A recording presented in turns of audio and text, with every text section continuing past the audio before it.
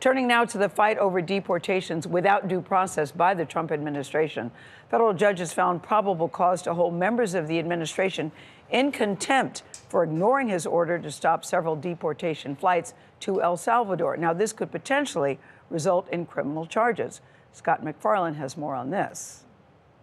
1 month after deportation flights of foreign nationals to El Salvador, federal Judge James Boasberg threatened a contempt investigation against the Trump administration, who he said deliberately flouted his orders to turn the planes around.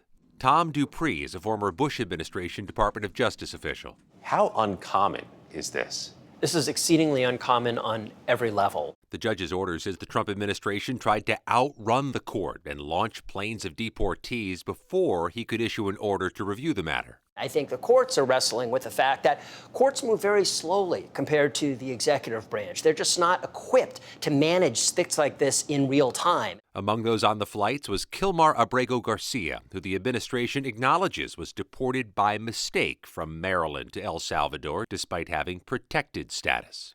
The Supreme Court ruled the Trump administration should facilitate his return, but the Department of Justice says he won't be allowed back into the U.S. He was a member of MS-13.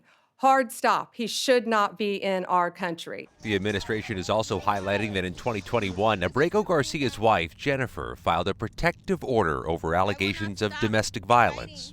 In a statement to CBS News, she said things did not escalate, and she decided not to follow through with the civil court process, and this wasn't justification for abducting him and deporting him.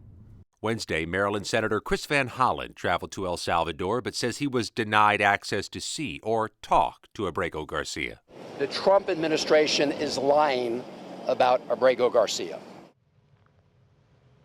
According to Senator Van Hollen, top officials in El Salvador say they can't return or free Abrego Garcia because the Trump administration is paying them to jail him.